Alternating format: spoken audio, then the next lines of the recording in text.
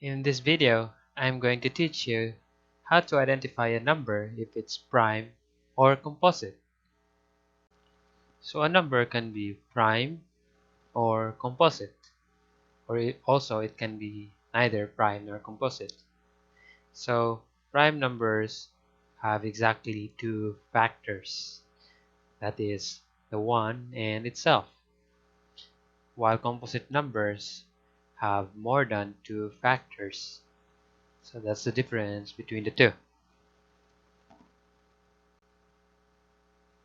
Let's say, for example, we have a number 6 and we want to know whether it's a prime or composite number. So let us find the factors of this 6. So 6 can be written as 6 times 1, but it can be also written as 3 times 2. So that means the factors of 6 are 1, 2, 3, and 6.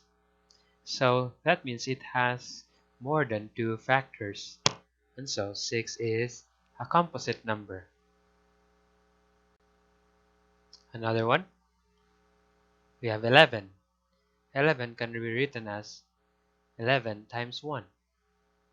And this is the only way that you can write 11 in terms of factors. So the factors are 1 and 11. And so it has exactly two factors. This means this 11 is a prime number. Another example, we have 27. So is 27 a prime or composite? So let us find factors of 27. 27 can be written as 27 times 1, but it can be also written as 3 times 9. So the factors of 27 are 1, 3, 9, and 27.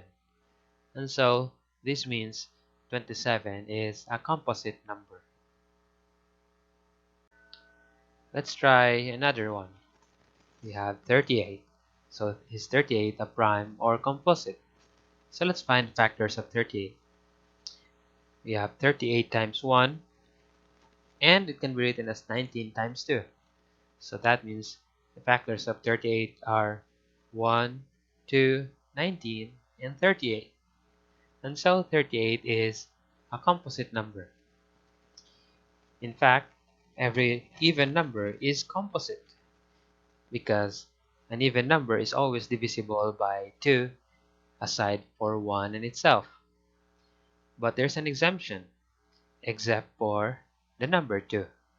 2 is a prime number, and it's the only prime number that is even because 2 is divisible by 2, which is just itself, and it's also divisible by 1. So the only factors for 2 are 1 and 2.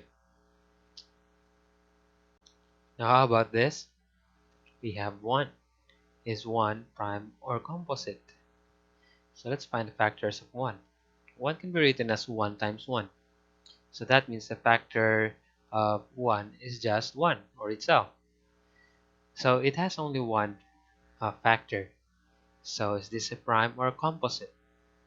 So it's actually neither prime nor composite. That means it's not prime, not composite. It's because it has only one factor. For a number to be prime, it must have exactly two factors. And for a number to be composite, it must contain more than two factors. So let me show you the prime numbers. We have 2, 3, 5, 7, 11, 13, 17, 19, and so on. So as you can see, most of them are odd numbers except for the number 2. But if you may ask, is there a pattern to find all the prime numbers? So at first it looks like just plus 2. 3 plus 2 is 5, 5 plus 2 is 7, but it becomes plus 4, and then it becomes plus 2 to get 13, and then plus 5 to get 17. And so actually there are no patterns for finding prime numbers as of now, but there is hope because there are um, a theorem or a hypothesis that has been worked on in order to find the pattern of a prime number. Actually, the hope for finding the pattern of the prime numbers, the series of prime or the sequence of prime numbers, is in this hypothesis, the Riemann hypothesis, and this is still unsolved. Riemann hypothesis is actually part of the 7 millennium problems.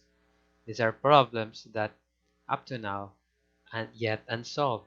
And if you will able to solve this, you will receive a prize of $1 million. That's why it's called the Millennium Problems.